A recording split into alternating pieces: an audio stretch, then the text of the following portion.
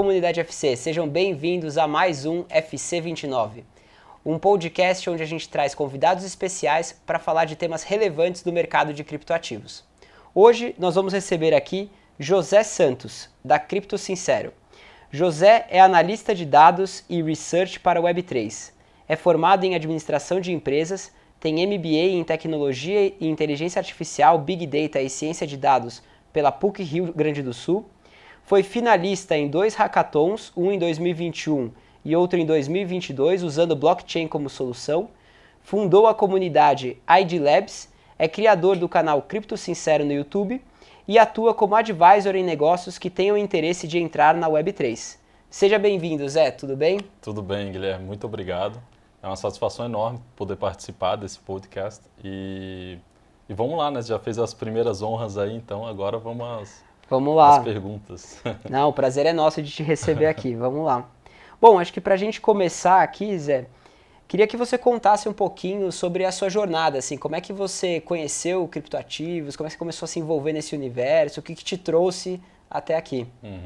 Bom, tudo começou, né, quando eu era gamer, né, ficava jogando jogos digitais, e um desses jogos é um jogo muito conhecido chamado Tibia, né?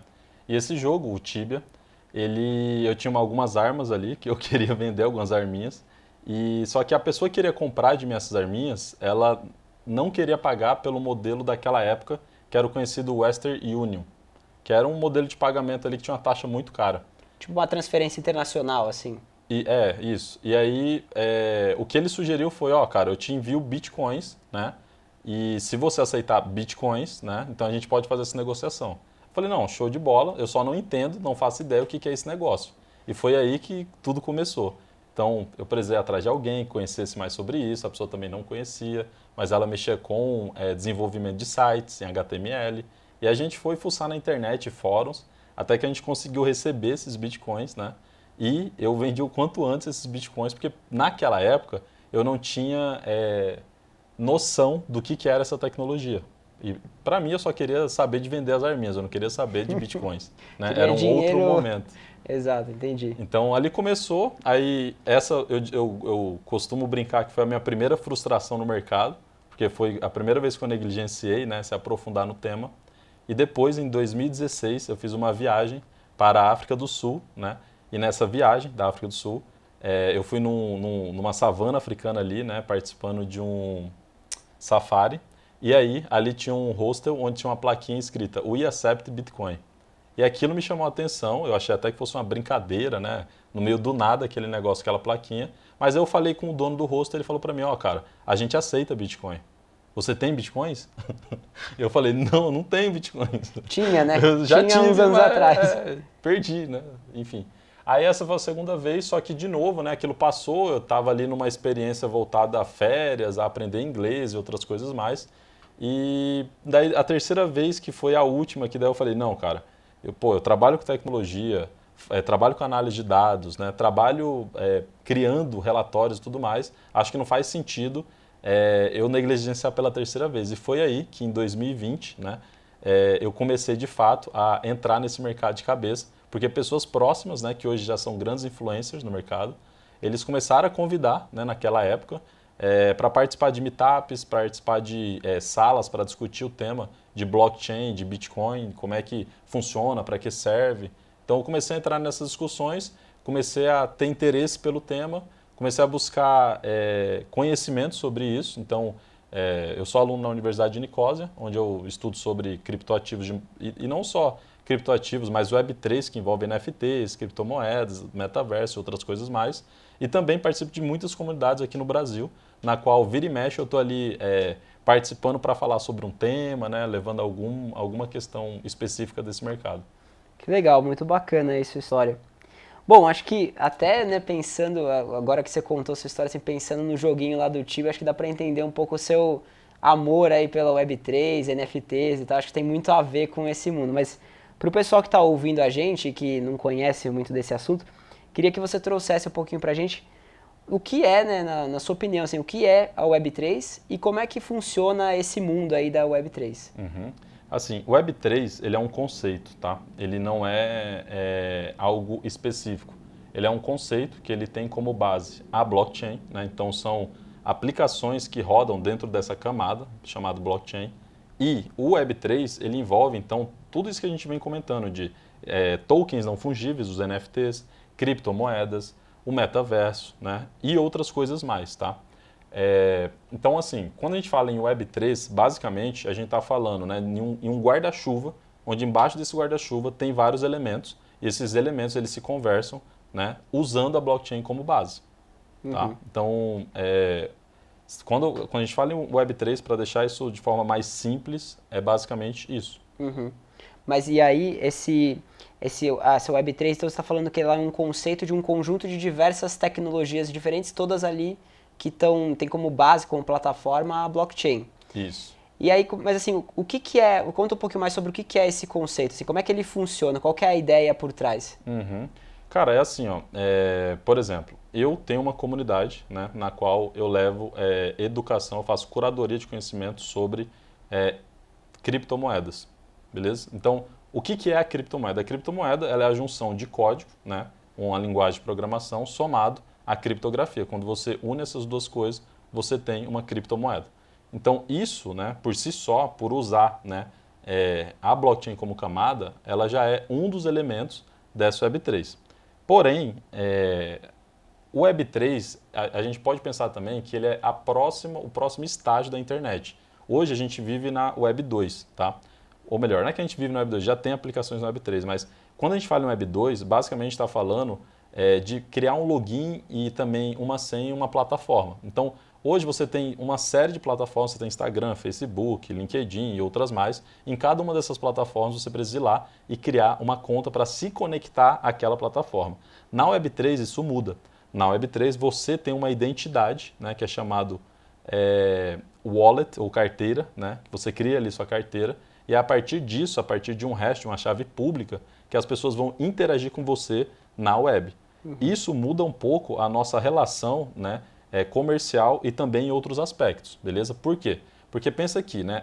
Por exemplo, tem um protocolo na Web3 chamado Lens Protocol. Esse protocolo ele quer resolver alguns problemas da Web 2, como por exemplo, né, você ser o dono dos seus dados. Então hoje, quando a gente gera um conteúdo no Instagram, na verdade aquele conteúdo ele fica ali naquela plataforma. A não ser que você, de forma fora da plataforma, salve e depois publique uma outra plataforma. Na Lens, não. Na Lens, você tem uma série de aplicativos, né? Esses aplicativos, você tem um perfil lá, que é um NFT, esse perfil, e esse perfil, esse NFT, ele se conecta a essas aplicações.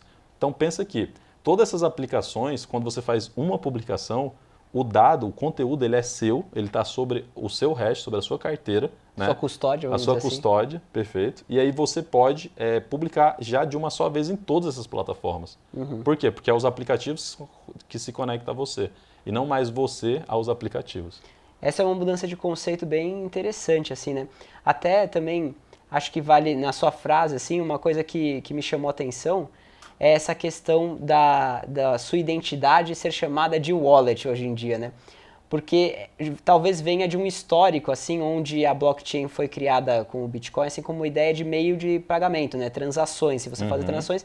Então, tudo bem, tem uma carteira, é como se eu tivesse uma carteira que tem Bitcoins lá dentro, e eu faço trocas ali desses Bitcoins por outras coisas, sejam outras criptos, sejam outras moedas ou sejam coisas do mundo real, né? Serviços, produtos e tal. E aí a Web3, ela realmente traz essa mudança de visão, né? Na qual esse endereço, que é essa sua identidade, não só mais faz transações, mas ele pode assinar contratos em seu nome, ele pode armazenar informações como os seus dados pessoais, como dados, enfim, da sua saúde, de qualquer coisa que você queira, que ficam guardados ali, armazenados, e que você pode usar para o que você quiser. E de certa forma ele até te conta o seu histórico, né? A sua vida na internet. É como se você pudesse ter um registro de tudo que você fez na internet ao longo do tempo, desde o seu primeiro fotolog até a sua conta no Orkut, conta no Facebook e tal, ter tudo isso guardado num único lugar. Isso é muito interessante, porque isso é transparência, né? E assim, esse é um dos pilares pela qual, né, o Satoshi criou lá no passado o Bitcoin, que então, né, disseminou, e a gente hoje, né, inclusive aqui no Brasil, a gente está usando já o Pix, né, e teve uma rápida adoção.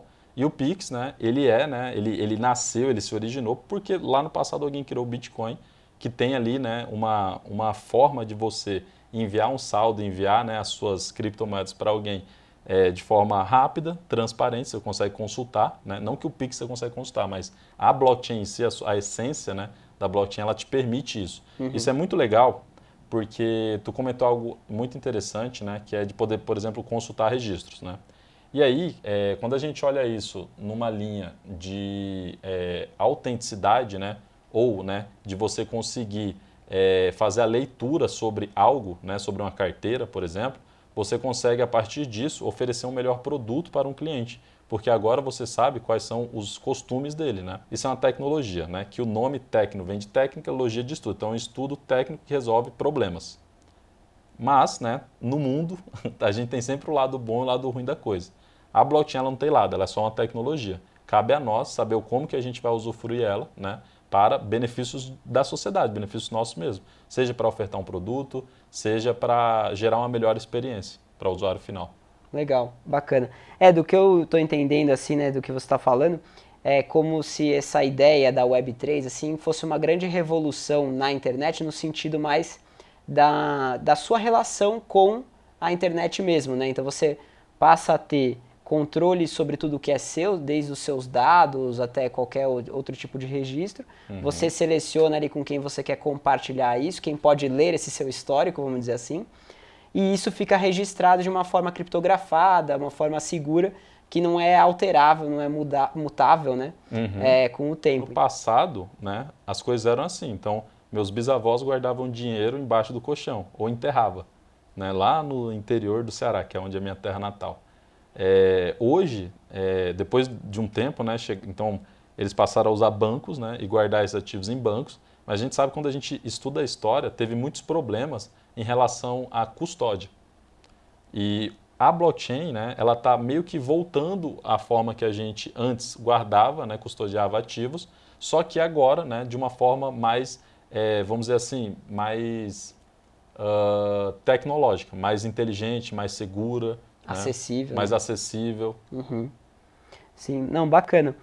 E você foi até contando ali um pouco na sua fala sobre algumas aplicações aí da Web3, né? E como que, se essas aplicações que já existem, né? Você falou lá do caso do Lens Protocol, tem alguma outra aplicação assim que já esteja funcionando nessa Web3? Ou ainda é algo muito distante, algo que é mais uma ideia nesse momento do que efetivamente algo na prática? Sim, de modo geral, tudo isso é muito novo. De modo geral, né, a gente tem muita aplicação que ainda está em um momento de experimento, tá? E esses experimentos, né, a gente, como builder, como criador, a gente está aprendendo, né, o que a gente está acertando e onde a gente está errando. E por ser um ambiente open source, onde você consegue ir lá, né, e criar uma melhoria sobre aquele código, sobre aquela solução atual, né, eu acredito que a gente está num momento ainda muito embrionário sobre tudo isso, tá? Tem sim, né, aplicações que hoje já entregam uma experiência muito interessante, porém, né, ainda precisa de mais educadores, precisa de mais pessoas criando conteúdo e um conteúdo voltado à parte da tecnologia em si e não somente do investimento ou da especulação, de como ganhar dinheiro, né, em cima dessas aplicações, porque, né, a gente sabe que essas aplicações elas carregam junto moedas, ativos digitais, são os NFTs. Então, eu diria assim, tem, tá? Lens Protocol, tem navegadores já, né? Que, por exemplo, o Brave é um navegador que você é recompensado se você, né, lá no navegador, setar para receber anúncios. O que hoje na Web 2, basicamente, como que funciona essa dinâmica? Você vai lá fazer uma pesquisa no Google e nessa pesquisa do Google, né, existe uma contraparte pagando para estar no topo ali das pesquisas, né? Só que esse pagamento ele não vai para quem está consumindo, né, para quem está fazendo a pesquisa. Ele vai para quem está no meio de tudo isso, que é o Google, a empresa. No Brave, não. No Brave, esse pagamento ele vai direto para, né, o cliente final. Isso é muito interessante porque a gente está falando de uma entrega de valor maior para o usuário. Então, a gente passa a olhar para o usuário como, de fato, o centro de tudo isso. O que, ao meu ver, é o que faz mais sentido. Por quê? Porque você cria um ambiente, né, na qual, primeiro, né, ele é pensado em como gerar uma melhor experiência para o usuário. E daí, né, ele é também um ambiente open source, onde ele é um ambiente democrático, onde as pessoas podem criar, né, e também competir dentro desse ambiente. E quem sai ganhando ao final de tudo isso é sempre o usuário final, o cliente. Uhum. Bem legal. Uma coisa que você falou aí também me chama a atenção, assim, que é relacionado a essa educação, né? Assim, a pessoa se informar a respeito, né? Porque uma vez que você tem agora nos indivíduos a responsabilidade de cuidar da sua identidade, cuidar dessa sua carteira, etc., isso traz, né, também, vamos dizer assim, um risco para esse indivíduo que não conhece a respeito daquilo, né? E aí eu queria entender com você, assim, onde que uma pessoa que está começando agora, começou a se envolver nesse mundo de cripto, começou a se envolver nesse mundo de NFTs, de Web3, está interessada sobre esse assunto, onde essa pessoa consegue se informar hoje? Quais são as fontes que ela tem, onde ela consegue buscar informação para aprender mais e também poder mitigar esse risco aí de fazer alguma coisa errada na tecnologia? Eu ia fazer um merchan aqui, né? Falar, na minha comunidade, né? Pô. Claro, fica à vontade. Mas, não, você consegue hoje de forma gratuita, tá? Eu acho que tem muito conteúdo gratuito na internet, no Google, no YouTube mesmo. Tem excelentes criadores de conteúdo no Brasil mesmo. E você consegue se informar, tá?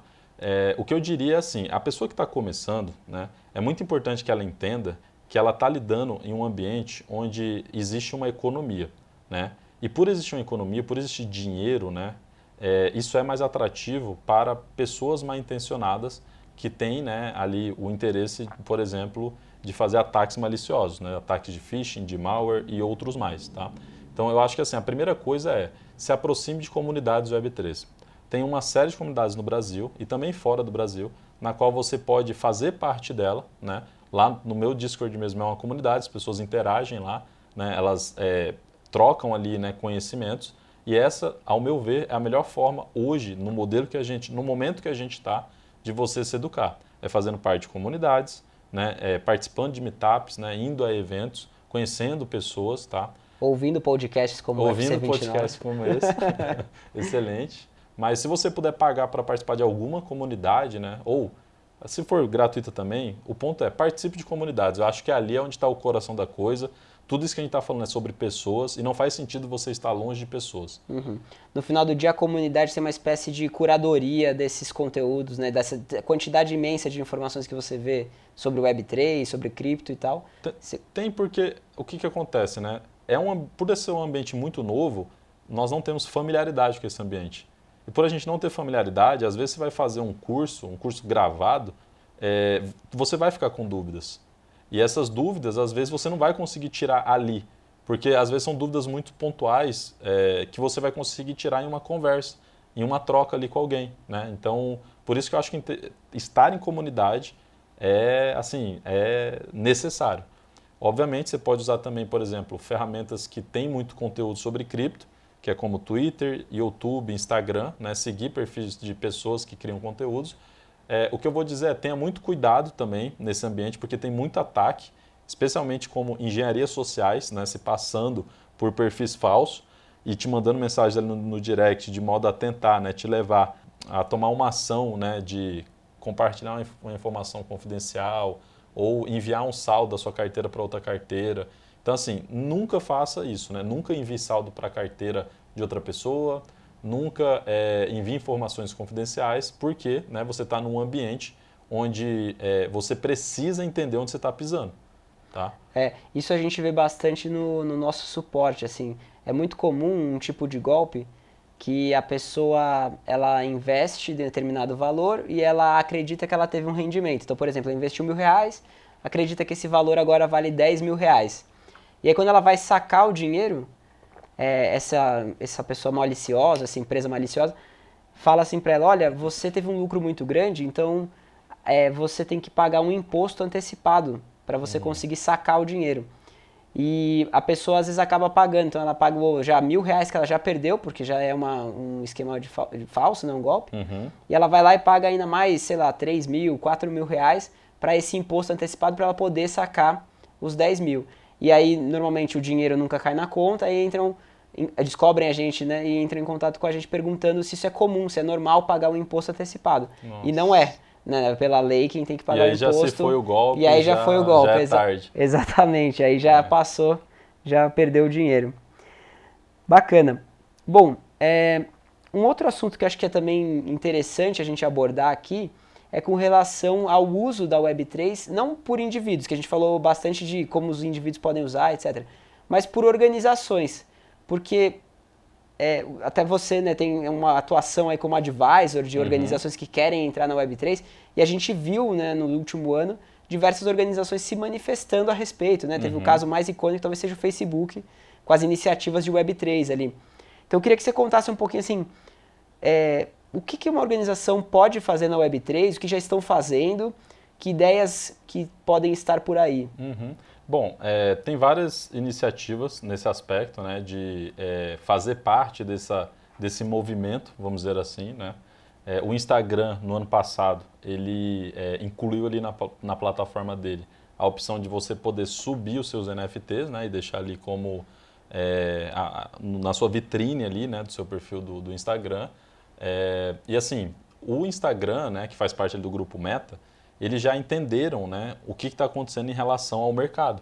O Meta, já por muito tempo, ele vem comentando, né, do tal do metaverso, que eles estão vindo, que vai lançar e coisa Até tal. A mudança de nome, né, de Até Facebook para Meta, né, exato, tem alguma relação. Sim, e aí o que acontece é que, assim, isso são empresas já fazendo esse tipo de movimento então, que você está comentando, né? Isso já está acontecendo, tá? Eles já entenderam que isso é um mercado e é um caminho sem volta. Por quê? Lá nos Estados Unidos, crianças até 12 anos, metade das crianças até 12 anos nos Estados Unidos jogam Roblox. Roblox é um jogo que é um metaverso. Então, assim, as novas gerações, elas já estão vindo com uma mentalidade de modo, né, a se inserir em um ambiente onde elas vão interagir num modelo de metaverso. Então, assim, o Facebook e empresas já estão compreendendo esse movimento. E eles estão tomando ações de fazer, nesse momento, experimentos, né, como eu comentei, porque é tudo muito novo. Então, até as empresas ainda têm muitas dúvidas sobre como fazer, né, aplicações e tudo mais, porque também não tem ainda regulações suficientemente. Os governos também ainda não chegaram em um ponto para dizer como é que vai ser os parâmetros, as regras, até onde, né, as empresas vão, até onde não vão. Não traz previsibilidade para a empresa, né? Então ela não sabe se quão arriscado é fazer um movimento desses ou não. Fica difícil, né, ela conseguir medir isso, né? Então eles vão fazendo experimentos, né? Tem esse do NFT, né, que foi colocado ali no Instagram, né? Eu acho que deu muito certo, inclusive tem empresas fazendo, né, um NFT de verificação, porque como está tendo muito golpe, aliás, um dado muito interessante, Guilherme, é que de 2020 para 2021 houve um aumento de 950% de ataques maliciosos. Isso é praticamente 10 vezes, né, o volume de ataques, tá? De um ano para o outro, 2020 para 2021. E assim, isso, claro, né, tem ali a questão da pandemia, né, que fez com que as pessoas mudassem a forma de trabalhar, né, se adequassem mais ao home office, dentre outras coisas mais. E essas mudanças de comportamento deu mais espaço, né, para também ataques, né, porque as pessoas agora elas estão, né, precisando comercializar, elas estão precisando ter ali uma relação com o dinheiro no meio digital. Então, as empresas também já estão observando isso.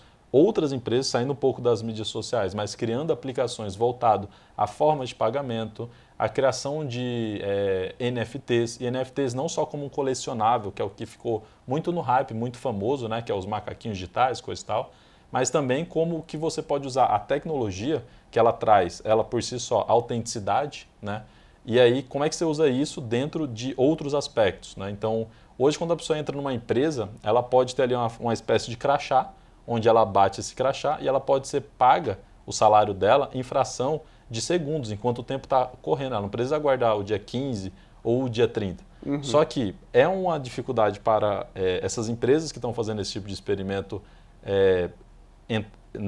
fazer o avanço nesse aspecto, porque existe a questão regulatória. Então, assim, ainda não é permitido e tal, mas já tem muitos experimentos de várias empresas, diferentes setores, né, querendo também abocanhar e não ficar de fora. Porque, por outro lado, a gente está falando de tecnologia, a tecnologia ela não vai parar, a gente tem N indicadores como esse mesmo do Roblox, onde crianças, né, até 12 anos, metade das crianças dos Estados Unidos já estão inseridas no metaverso, e a pergunta é, né, como que eu não fico de fora disso? Eu entendo que essa é a pergunta que essas empresas estão pensando, né, e assim, as grandes Big Techs foram criadas no início da Web 2 ali, né, na virada de chave. Então, na Web 3, as pessoas já teve essa experiência. E agora tem também uma corrida, né? É interessante isso, porque justamente, né, quando você pega assim empresas de Web 2, né, tipo a própria Facebook, Instagram, as outras redes sociais que a gente tinha antes, tal, o Google, foram empresas que perceberam que o mercado estaria ali, né? Então o mercado vai estar na rede social, o mercado vai estar no Google, o mercado vai estar na internet no final do dia. E agora o que você está trazendo é um pouco dessa mesma ideia, assim, pô, se eu tenho novas gerações consumindo essa Web3 aí, seja na representação de metaverso ou qualquer outra, mas interessadas por isso, com conteúdo, com consumo efetivamente de tempo, né, e passando tempo nesse ambiente, faz muito sentido eu como empresa perceber que o mercado vai estar ali, né? Então o que eu posso daí aproveitar dessa situação, né? Dessas mudanças, né? Zé, queria te fazer uma última pergunta aqui, que a gente está chegando no final do nosso programa. Queria entender com você assim, como é que você vê o futuro dessas experimentos, todos esses experimentos aí que a gente está falando da Web3, assim, para onde isso caminha, na sua opinião? Cara, isso é um ponto... Eu tenho até que cuidar da forma que eu vou falar aqui, né? Porque tudo tem um lado bom e um lado ruim, né? De novo, é tecnologia. Mas eu vou me atentar mais ao lado bom. Então, assim, eu enxergo que eu tenho uma expectativa em relação a essas mudanças que, para nós, como sociedade, isso é muito bom. Por quê? Porque hoje tem muitos processos e atividades que a gente faz que, com a chegada dessas tecnologias, isso tudo vai ser automatizado. Qual que é o ponto que eu tenho um pouco de receio nessa linha, né, de automatização e da gente poder ter mais tempo para ficar mais com família, para ficar mais com pessoas que a gente quer ter mais tempo para passar, né? O meu ponto será que os governos eles vão ter, né, uma mentalidade de modo a entender assim, cara, o mundo está mudando, né? Nessa mudança, assim, é natural que haja desempregos. Como que o governo ele vai reagir a tudo isso? Então, eu tenho um pouco de curiosidade ao mesmo tempo receio em relação a isso, né? Se eles vão dar atenção e como que vai funcionar isso. Mas eu enxergo, olhando para a tecnologia, só vejo coisa positiva, né? Nesse aspecto de automatizar processo, de gerar melhor experiência para o usuário, né? De poder reduzir custos que hoje a gente tem são desnecessários. A tecnologia ela pode nos proporcionar mais até liberdade, né? Geográfica e outras mais. Então, eu, de modo geral, eu sou muito bullish no lado de investimento e também sou muito otimista com a tecnologia. Meu receio é mais como que nós, como sociedade... Os impactos disso. Isso, os impactos disso. Legal. Bom, Zé, para a gente fechar aqui, então, se você tiver alguma consideração final, queria que você falasse agora que a gente encerra. Tá, não, eu queria agradecer aqui a toda a turma aqui que está aqui também, né, gravando e enfim... fazendo aqui todo o espetáculo, né? E também a vocês da Fiscal Cripto pela oportunidade de poder falar aqui. Bom, quem não me segue ainda, né, as minhas redes sociais, praticamente todas, é @cripto com Y, sincero. Se tiver algum outro cripto sincero, é fake, tá? Cuidado, tem muito fake por aí. Checa os NFTs que você tem, os seus NFTs publicados lá Isso, aí ali já é a autenticidade, né, do meu perfil. Então... tem minhas redes sociais, né? Eu gosto de falar muito sobre tecnologia, futurismo. Tem a comunidade também no Discord, né? Tem o meu site também, que é o www.criptosincero.com.br. Lá vai ter a minha comunidade que você pode acessar, né? E ali a gente interage, tem algumas sessões, né? Para poder também levar conteúdo, tá? Isso de forma gratuita, tá? E até, inclusive, fazer um convite aqui para depois vocês poderem ir lá e falar um pouco sobre questão fiscal para a comunidade, né? Com certeza, será um prazer aí. Show de bola. Não, beleza, Zé. Obrigado de novo por ter vindo. Um prazer enorme ter você aqui. Obrigado pela presença. E é isso, estamos encerrando aqui mais um FC 29. Obrigado.